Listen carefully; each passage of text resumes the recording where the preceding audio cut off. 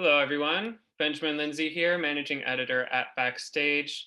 I'm just going to give it a couple more seconds as our waiting room flows in. We had quite a few registrants joining us today, so thank you for taking the time to sit with us. We have quite the special guest with us. Rupert Grint is one of those rare talents that literally grew up on screen, and I feel like from role to role, project to project, he's really just bettered himself each time, and that couldn't be more true about Servant, which is currently streaming its second season on Apple TV Plus.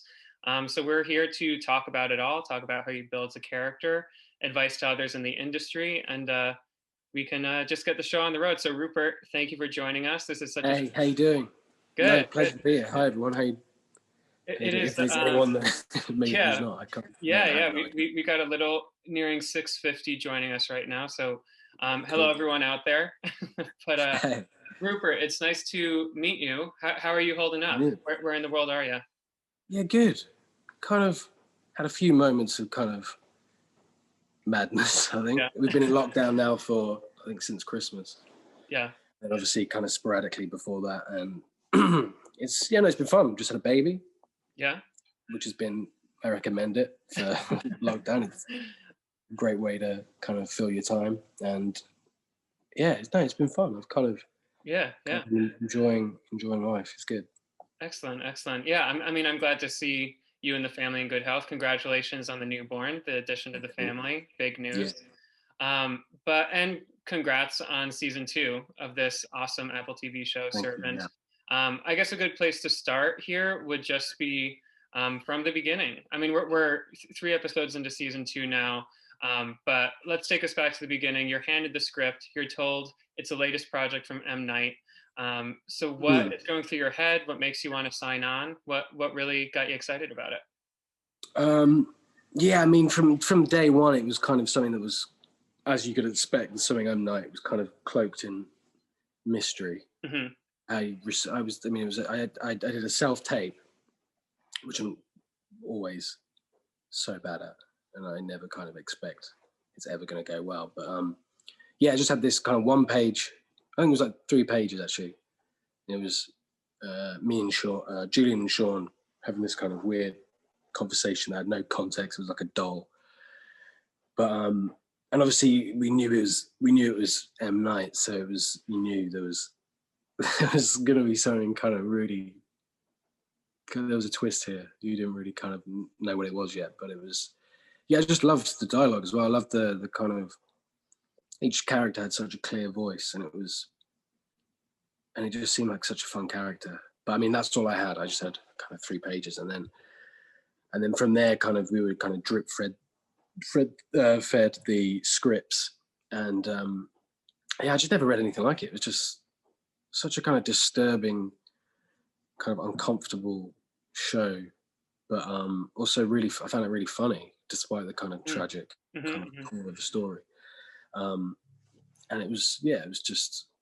I've always wanted to kind of play someone like Julian, this kind of quite cynical, dark, kind of unstable guy, which I think is kind of within me. Definitely, I think there is a side to my personality that is kind of quite similar to Julian. I think I never project it, but it's in there deep down, and it's fun to kind of release a bit of that with him. Yeah, absolutely. I mean, it does give you a lot to play with, and also something to play with that we haven't really seen from you on screen before. Before we get into the weeds with it, I'd love to go back to what you said about it being a horror series, but then also quite funny sometimes. Yeah, a very particular tone that you're striking as an ensemble. Right. So what were the conversations like with the creative team about kind of calibrating your performance to match that? What was that? What did that? It's interesting. I can't really remember a specific conversation, but I know the tone of a show like this is always kind of very important. I think any kind of genre, kind of, and this is, I think, it's a very unique show because of the kind of setting. It's all set in this one house, so it's a very kind of limited stage in that respect. Although the house has many different kind of places to go within the house.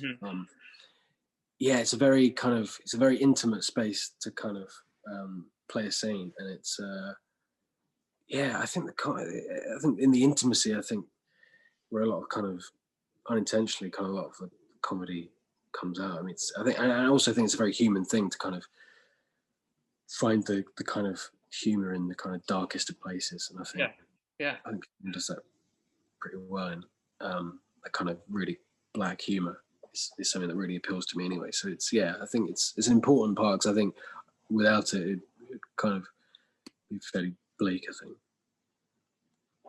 Yeah, I mean, you all strike it perfectly, and I feel like your interplay as an ensemble, it's just a great cast for sure.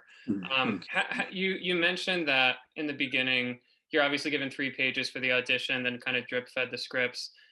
At this point in the show, season 2 is coming out, season 3 is ordered. Do you kind of have a larger roadmap of what's going on with Julian, or is it still kind of playing it episode to episode, script to script?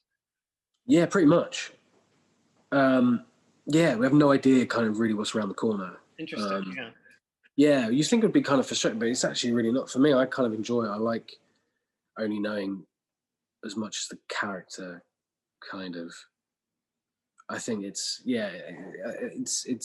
fun kind of not knowing everything. I think it's always kind of, and plus because we film these episodes kind of chronologically, which is kind of not the norm really. You kind of film based on kind of location availability and everything, so things kind of get completely jumbled up. So it's quite hard usually to kind of track your journey. But with this, it's great because you're kind of playing it kind of episodically, so that is really helpful. But yeah, I have no idea. I mean, it's one of those shows where you kind of wouldn't be surprised if kind of anything happens. So it's kind of a thrill. Yeah, I mean, nothing can surprise you too much at this point with what's happening in the series. Yeah.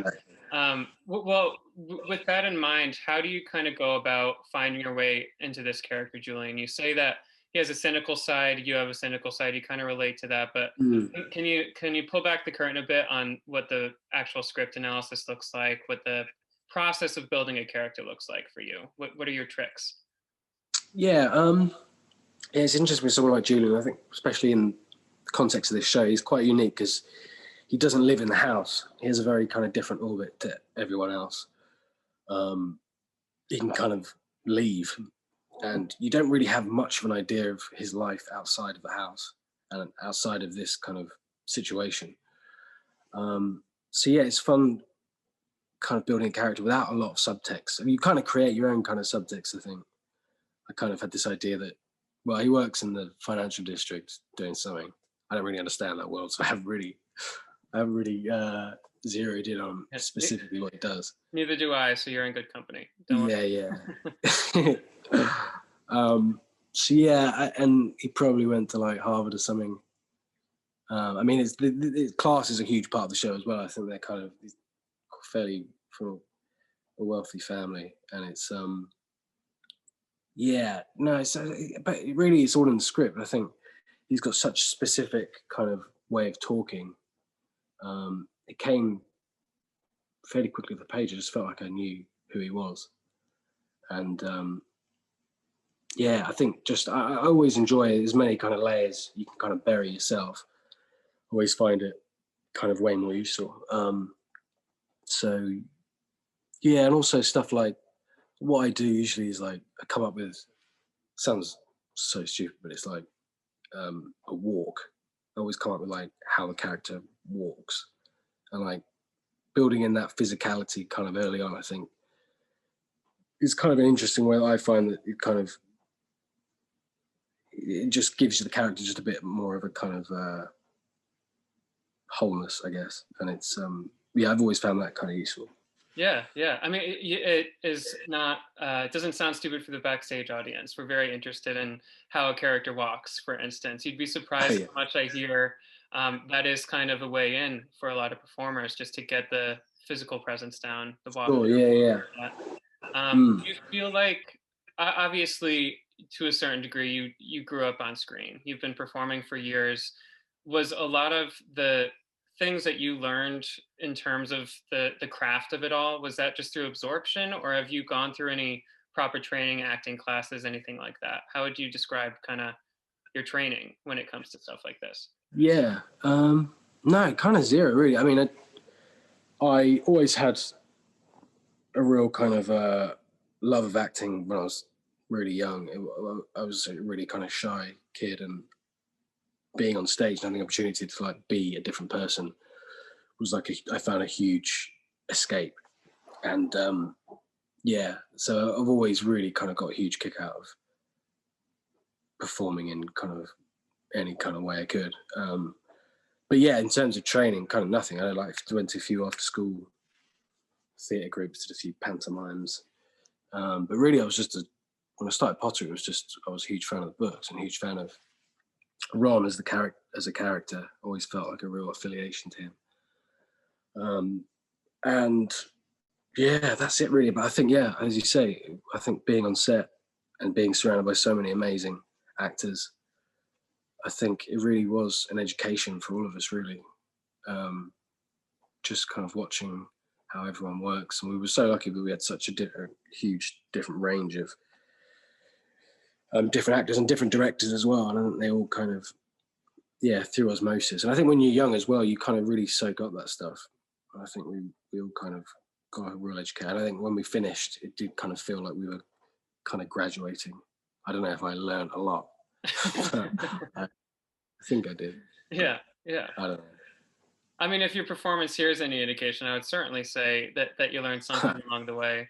But that does make sense to me in terms of learning through osmosis rather than any more traditional route.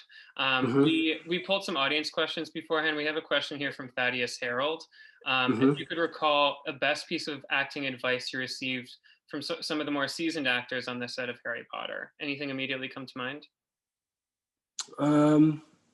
Yeah, a few things. Alan Rickman, because there was always this thing like corpsing, laughing like in the worst situations, and it's almost like Tourette's. You can't really hold it in. You kind of lose control of it, and it can be really annoying because it really slows the day and everything. So that was always a struggle for me. But I remember Alan Rickman always, because Dan as well suffered from the same thing, and quite a few of us did. But he always said like, try and just turn off your face, like completely relax all the muscles in your face, so you're just like completely doing nothing. It kind of does work. I kind of often kind of go back to that when I need to, and it does sort of work. Yeah, I mean, offhand, Alan Rickman is kind of a master in that. Then, Yeah, I mean that's his whole shtick. Yeah. Well, since those years in the Harry Potter films, I do feel like you've just kind of done a bit of everything. You came to Broadway, you've done film, TV.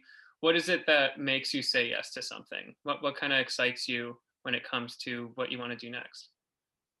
Yeah, I don't know. It kind of varies. It kind of depends what kind of. I think when I finished Potter, the last Potter film, I think I kind of just didn't want to do anything really. It was kind of, I really needed a kind of time to like reset and like work out if do I want to actually act or was it all about just being Ron? And so it took me a while to kind of figure out exactly what I wanted. But and now, yeah, I'm just really kind of thirsty for kind of different kind of role. I mean, whether it's like I love doing theatre. I'd love to do more theatre, but yeah, I kind of always been quite laid back and just go with the flow. And it's all about the script and the kind of creative people behind it. And that's kind of what inspires me for sure. Yeah, fair enough. Well, looking back to Servant, I do want to talk a bit about this cast and specifically working with a director like M. Night. What in your book makes a good scene partner, and what do you love about working opposite Lauren Ambrose, Nell Tiger, and the rest of this cast? Yeah, I mean, it's so much fun because I mean, all the characters have got. I mean, Julian's relationship with all those three people is completely different. It's with Sean, it's always these kind of clandestine kind of chats in the basement, and it's all kind of secretive and like intense and fun and kind of really kind of fast paced and fun. And with Dorothy, it's always she's amazing. I mean, we're so lucky. Like Toby's incredible, and Dorothy and Nell are just such great people to kind of play a scene with, because they just give so much that you kind of want to kind of constantly kind of try and match them. And yeah, it's just it's a really fun, especially when we're all kind of on set together, kind of all these kind of different energies kind of reacting with each other in this really small, intimate space. It's a kind of fun experience. Yeah, absolutely. I had the chance to interview Lauren about this project for season 1, and just the way her mind works when it comes to digging into a character, I imagine working with great actors just makes you a better actor, right? So Yeah, it must sure. be a pretty Yeah, exciting absolutely. thing. Yeah. Now, looking ahead, what else is on your bucket list? Is there anything that you're wanting to sink your teeth into next?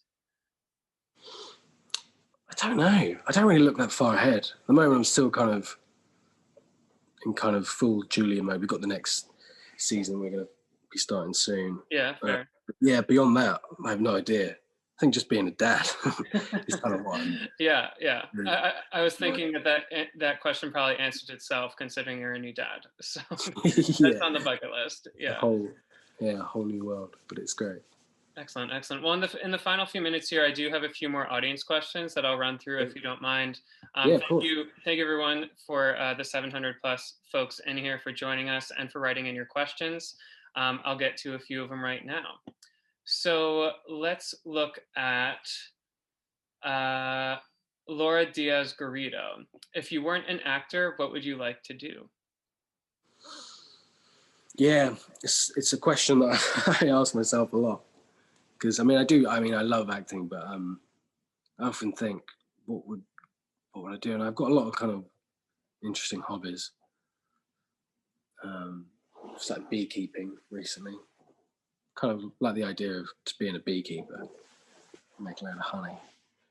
I don't know. Or like art. I've always kind of been into art. Always kind of drawing stuff, and yeah, maybe I don't know. Pottery as well is a new thing. Maybe I'll just kind of make ceramics. Yeah, make ceramics and do beekeeping. That sounds, and be a dad. That sounds like a great place to. We got another question here. Because you are obviously such a great actor, I still imagine that in times like this, with COVID and whatnot, creative ruts are possible. We had a question here from Gabriel Blaker. What things have you done to keep yourself motivated while in a creative rut? So either in the last year or just in general, how do you push? Yeah, it's an interesting one. Yeah, I mean, I don't know. I think art has always been a really helpful thing for me. Just kind of sitting down and drawing anything. I used to also do this thing where I design logos for companies that didn't exist, like really boring companies. I'll just make a logo. Stuff like that, and pottery. I kind of go through these weird phases of like creative things. At the moment, it's pottery. Before that, it was like I used to do this. I used to carve wax crayons, like kind of like portraits, people's faces and crayons, and I don't know. Yeah, one of those things. Yeah. Still find ways to be creatively engaged by yourself. You don't need a stage or a screen. There's loads of ways to express yourself. Yeah. So awesome. How about Constanza Gonzalez? Considering a character like Julian, you're going on 3 seasons now, or obviously the Harry Potter franchise. She asked, when playing a character for a long time, how do you do it to keep finding new things about them? Yeah, it's interesting because kind of Harry Potter and Servant are kind of opposite things, really. With Potter, I kind of had I knew what was coming because we had the books and all that content. So it was a very different way of kind of planning your kind of route, I guess. And with Servant, we're completely in the dark. We have no idea where it's going. It could kind of potentially go anywhere. So I guess you always have to be ready for anything. But it's I don't know how you kind of. I think you're just always keeping it loose and don't kind of get married to anything. It's just kind of going with the flow, I guess. You have to have a kind of a sense of that. But yeah, it's tricky. It's definitely a challenge, I think, with something like Servant, because obviously there's things that, I mean, I guess it would be useful to know like a few scripts ahead if something's going to happen that you could kind of work in, build it, but you don't really have that opportunity really. But yeah, interesting question. Yeah, I like it. I like it.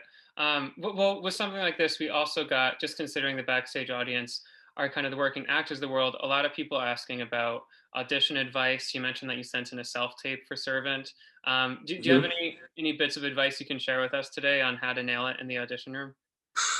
I don't know if I'm the right person to ask. I find it really, I struggle with like, especially with like self-tape. I think I'm better in a room with like people, like just kind of talking to a screen, especially if you don't have anyone to write do the lines with. You kind of record the other dialogue and you're kind of doing a scene with yourself. It's difficult. It's definitely difficult. And I think the more you do, the easier it becomes and you kind of find your groove. But as long as I think if you commit to the character, you put kind of everything to that and don't kind of do it half-hearted, I think it'll come through. But it's definitely a challenge, and it's something I still struggle with for sure. And I imagine for the self-tape, you probably did your American accent. Is that right? Yeah. How did you go about nailing that down? I wouldn't say I nailed it. And when I spoke to him after, he I think he asked me, "Can you do an American accent?" And I was like, "Yeah, I kind of that was it in the tape." But I think, I mean, there's a few words like I feel a lot better with it now, but it's still it's always something you kind of got to keep your eye on. And a few words still kind of trip me up. I just don't know. I just don't know. Like Philadelphians, they say water completely differently, and that is not something that I had any idea of.